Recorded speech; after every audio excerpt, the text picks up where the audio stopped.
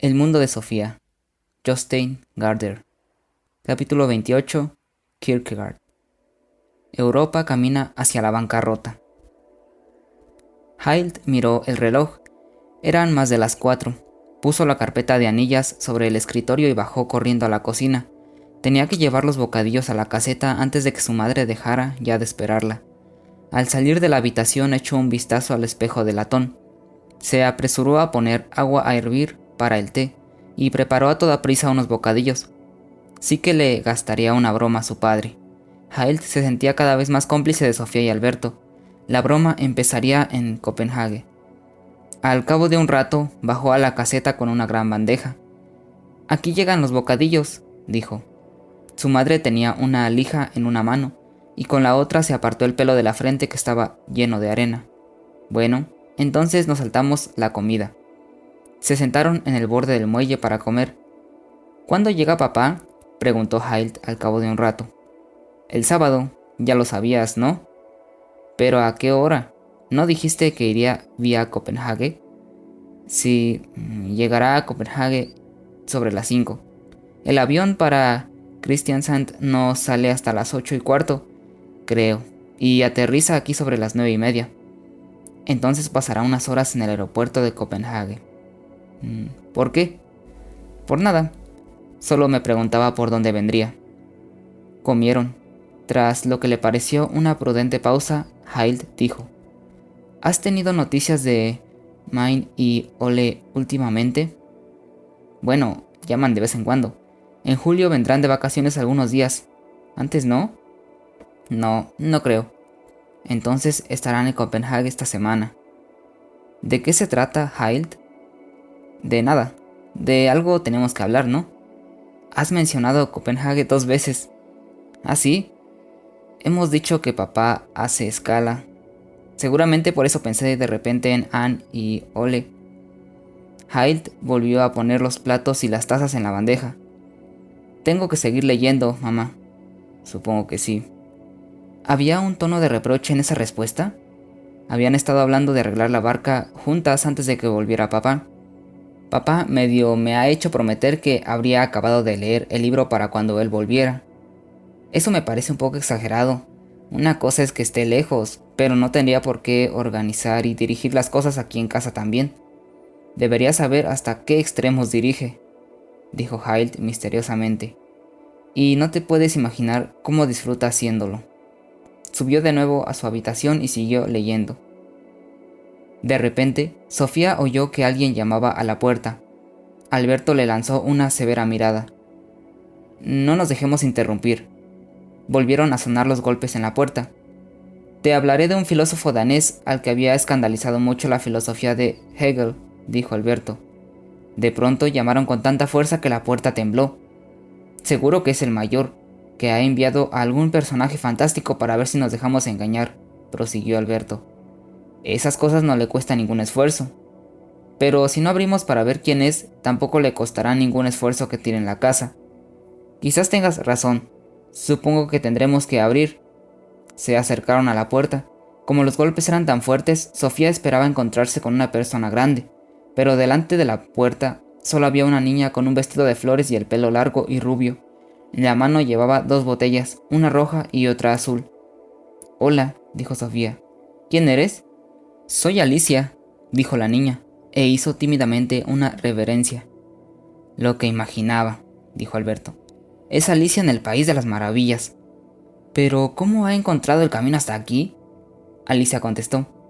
«El País de las Maravillas es un país sin límites. Significa que el País de las Maravillas está en todas partes, más o menos como las Naciones Unidas. Por eso nuestro país debería ser miembro de honor de las Naciones Unidas. Deberíamos tener representantes en todas las comisiones, porque también las Naciones Unidas provienen del País de las Maravillas de la gente». «Ja, ja, ahí tenemos al mayor», se burló Alberto. «¿Y qué te trae por aquí?», preguntó Sofía. «He venido a darle a Sofía estas botellas filosóficas». Entregó las botellas a Sofía. Las 2 eran de cristal transparente, pero en una había un líquido rojo y en la otra un líquido azul.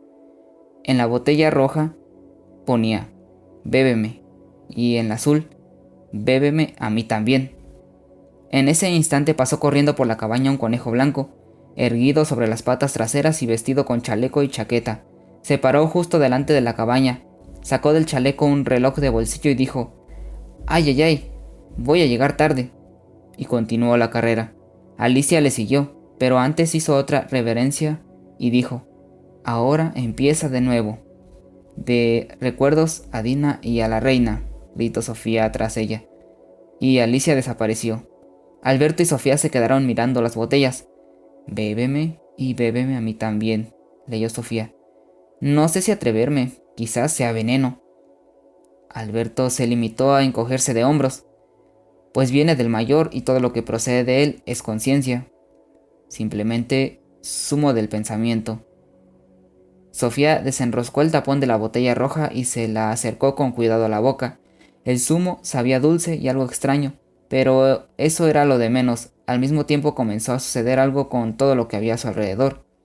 Fue como si el lago, el bosque y la cabaña comenzaran a extenderse. Pronto pareció que todo lo que veía era una sola persona, y esa persona era la propia Sofía.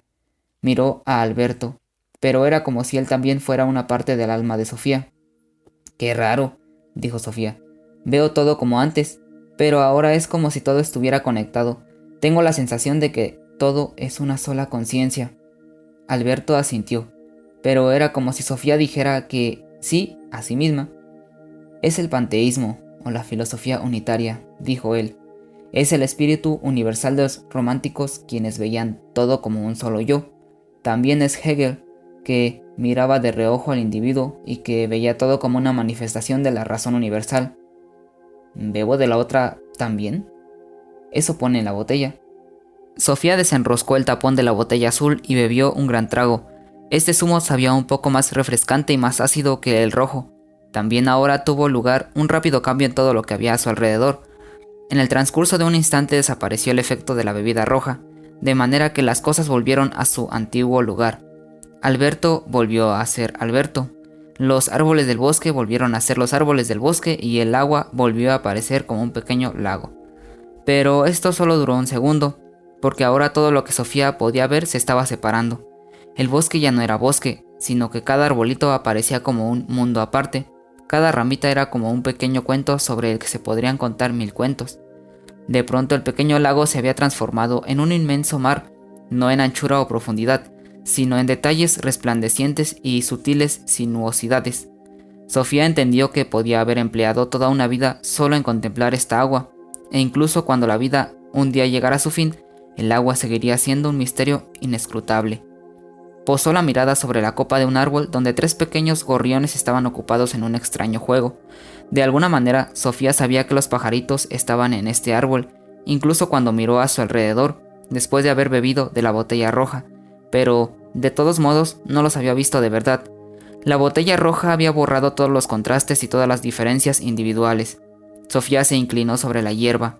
Descubrió un nuevo mundo, más o menos como cuando uno bucea a mucha profundidad y abre los ojos debajo del agua por primera vez. En el musgo, entre hierbas y pajas, pululaba un sinfín de detalles vivos. Sofía vio una araña que lentamente y a su aire buscaba su camino por el musgo, un gusanito rojo que subía y bajaba a toda prisa por una paja, y todo un pequeño ejército de hormigas trabajando en la hierba. Pero incluso cada una de las hormigas levantaba las patas a su manera. Y sin embargo, lo más curioso de todo fue lo que vio cuando se volvió a levantar y miró a Alberto, que seguía de pie delante de la cabaña. En Alberto vio a una persona extraña. Era como un ser de otro planeta, o como un personaje de otro cuento. Al mismo tiempo sentía de una manera insólita que ella misma era una persona única. No era solamente un ser humano, no era solamente una chica de 15 años, era Sofía Amundsen, y solo ella era eso. ¿Qué ves?, preguntó Alberto. «Veo que eres un tipo raro». ¿Ah, sí? Creo que nunca llegaré a entender lo que es ser otra persona, porque no hay ninguna persona en todo el mundo que sea idéntica a otra. ¿Y el bosque? No está relacionado entre sí, es como un universo entero de maravillosos cuentos. Entonces es como pensaba. La botella azul es el individualismo. Es, por ejemplo, la reacción de Søren Kierkegaard a la filosofía unitaria del romanticismo.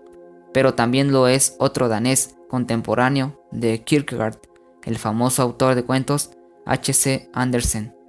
Él tenía una vista muy aguda para la increíble riqueza de detalles de la naturaleza. El filósofo alemán Leibniz había visto lo mismo 100 años antes. Él había reaccionado contra la filosofía unitaria de Spinoza, de la misma manera que Søren Kierkegaard reaccionó contra Hegel. Estoy escuchando lo que dices, pero al mismo tiempo te veo tan raro que me entran ganas de reírme. Entiendo, entonces debes beber un poco de la botella roja. Sentémonos aquí, en el escalón. Hablaremos un poco de Kierkegaard antes de dejarlo por hoy. Sofía se sentó en el escalón junto a Alberto y bebió un pequeño trago de la botella roja. Ahora las cosas volvieron a juntarse. De hecho, casi se fundieron demasiado, porque de nuevo Sofía tuvo la sensación de que ninguna diferencia tenía importancia. Entonces volvió a meter la lengua en el cuello de la botella azul, y el mundo volvió a ser más o menos como era antes de que Alicia se presentara con las dos botellas.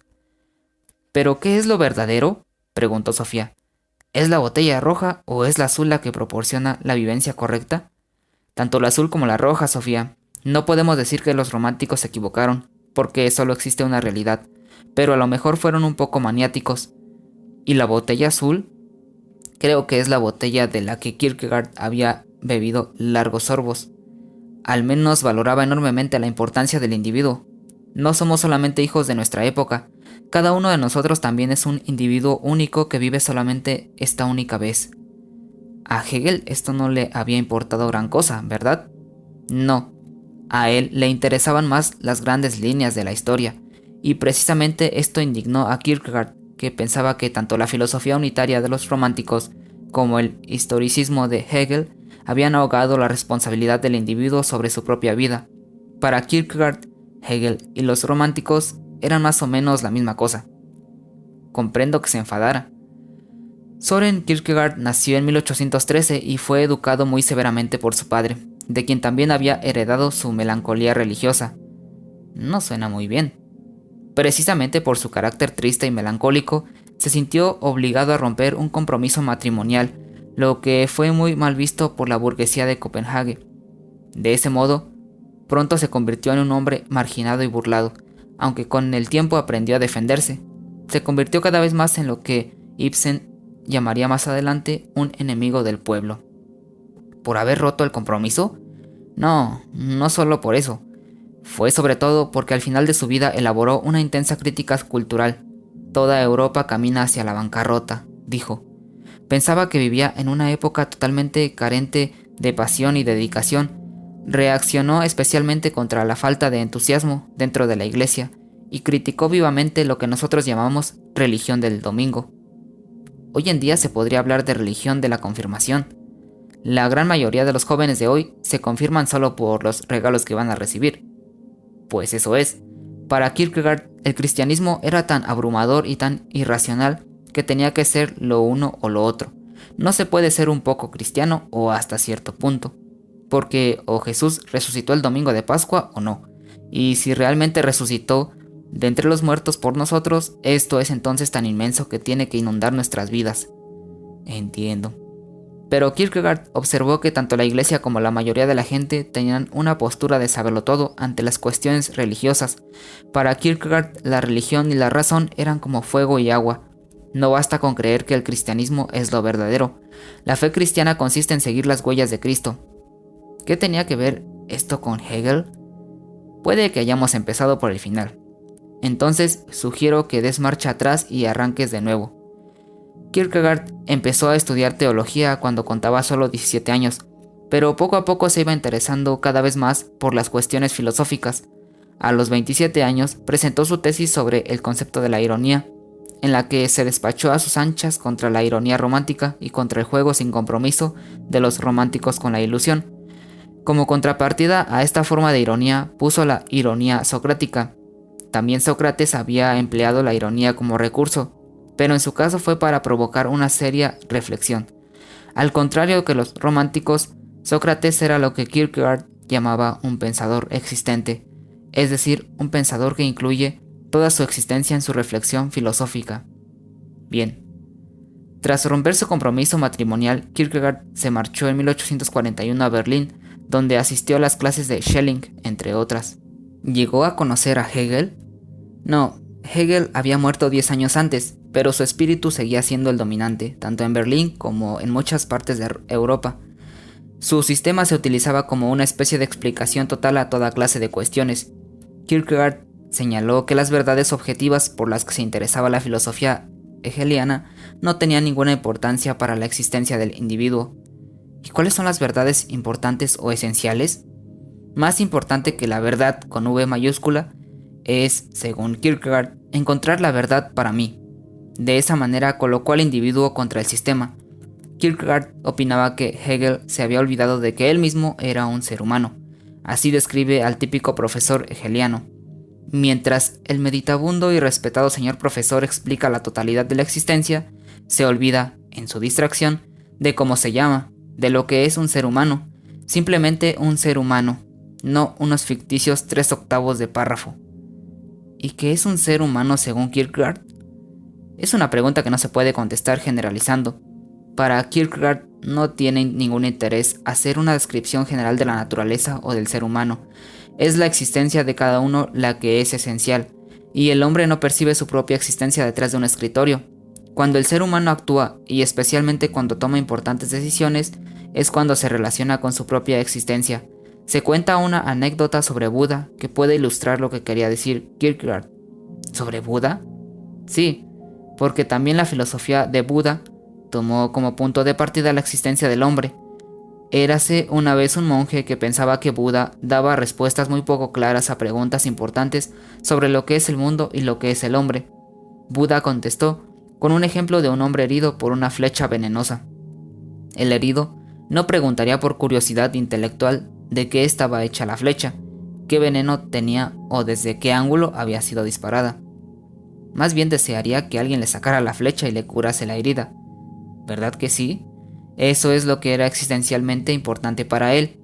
Tanto Buda como Kierkegaard tenían una fuerte sensación de existir solo durante un breve instante, y como ya hemos señalado, entonces no se sienta uno detrás de un escritorio para meditar sobre la naturaleza del espíritu universal. Entiendo. También dijo Kierkegaard que la verdad es subjetiva, pero no quería decir con ello que da lo mismo lo que creamos u opinemos. Quería decir que las verdades realmente importantes son personales. Solamente esas verdades son una verdad para mí. ¿Puedes ponerme un ejemplo de una verdad subjetiva? Una cuestión importante es, por ejemplo, la de si el cristianismo es lo verdadero. Esta no es una cuestión ante la que se pueda tomar una postura teórica o académica. Para uno que se entiende a sí mismo en términos de existencia, se trata de vida o muerte. No es algo que uno se sienta a discutir por discutir. Es algo que uno trata con la máxima pasión y fervor. Entiendo. Si te caes al agua, no adoptas una postura teórica ante la cuestión de si te vas a ahogar o no. En ese caso, no es interesante ni poco interesante si hay cocodrilos en el agua. Es cuestión de vida o muerte. Pues sí. Tenemos que distinguir entre la cuestión filosófica de si existe un Dios y la relación del individuo con la misma cuestión. Ante cuestiones de este tipo, cada individuo se encuentra totalmente solo, y a preguntas semejantes solo nos podemos aproximar mediante la fe. Las cosas que podemos saber mediante la razón son, según Kierkegaard, completamente inesenciales. Eso me lo tienes que explicar mejor. 8 más 4 igual a 12, Sofía. Eso es algo que podemos saber con seguridad. Es un ejemplo de esas verdades de la razón, de las que todos los filósofos después de Descartes se habían ocupado. ¿Pero debemos incluirlas en nuestras oraciones? ¿Son cosas sobre las que meditaremos cuando estemos a punto de morir? No. Las verdades de ese tipo pueden ser objetivas y generales, pero por ello también resultan totalmente indiferentes para la existencia de cada uno. ¿Y la fe? No puedes saber si una persona te ha perdonado cuando has hecho algo malo. Precisamente por eso es importante para ti existencialmente. Es una cuestión con la que tienes una relación viva. Tampoco puedes saber si otra persona te quiere o no. Solo es algo que puedes creer o esperar.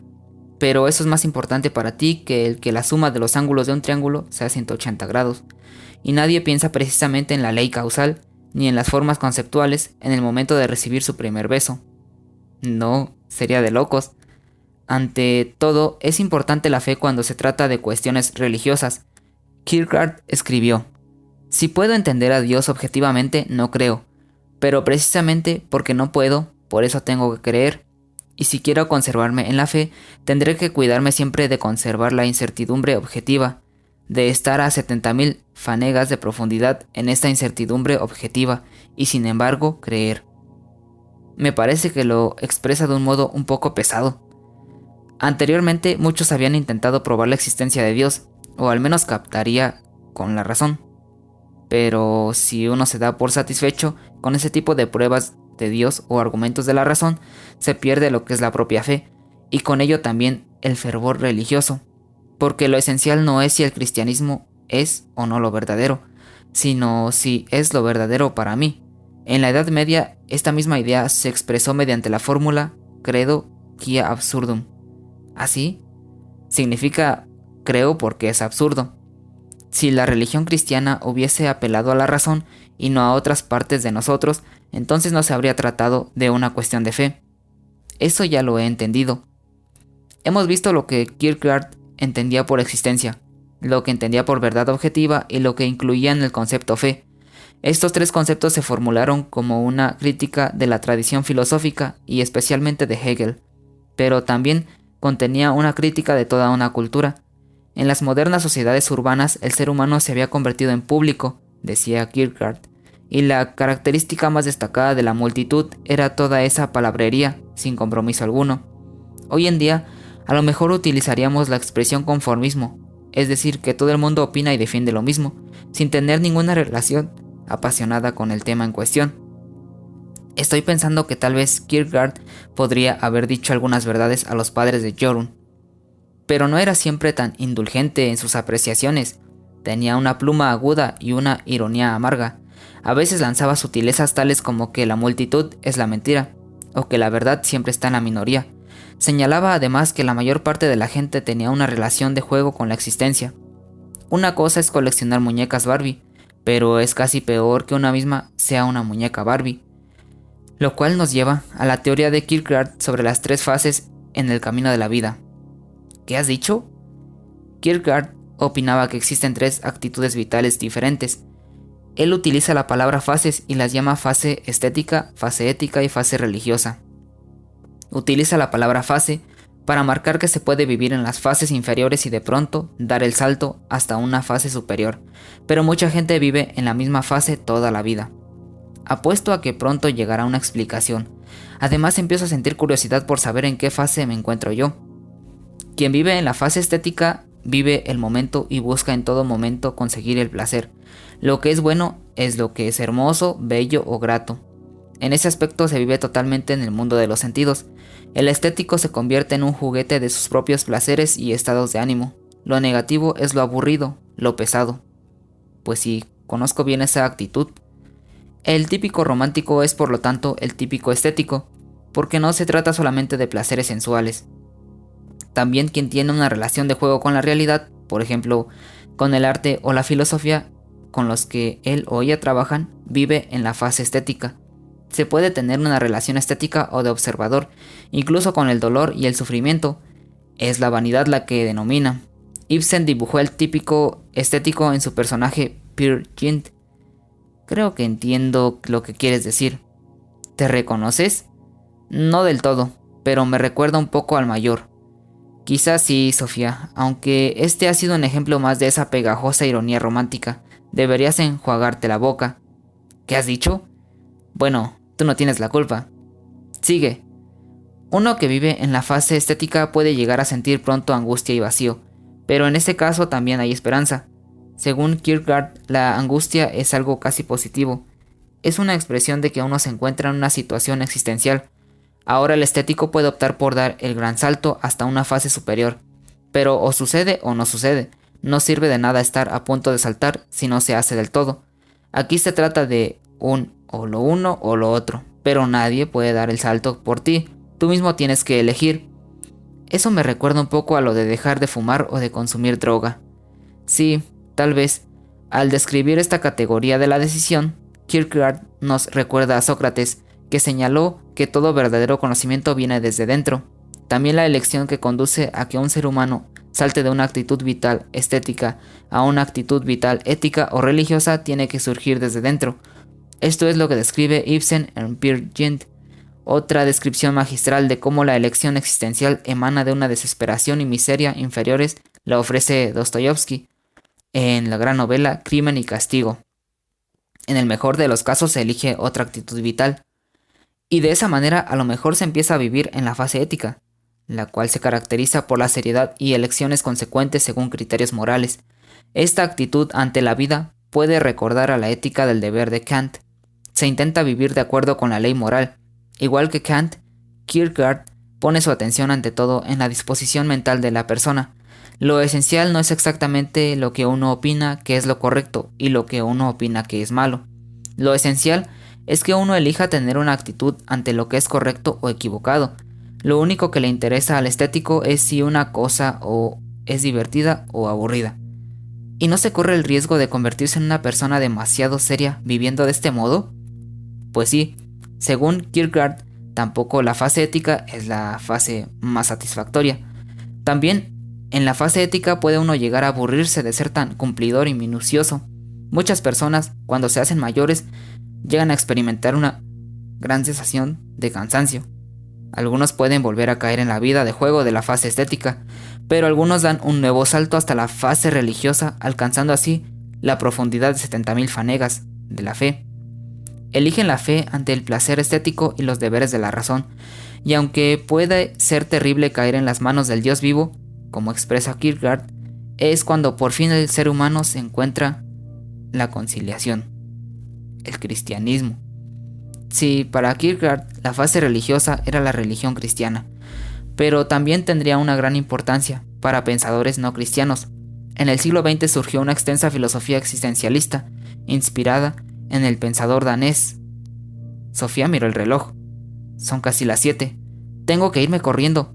Habrá que oír a mamá. Dijo adiós con la mano a su profesor de filosofía y bajó corriendo al agua y al bote.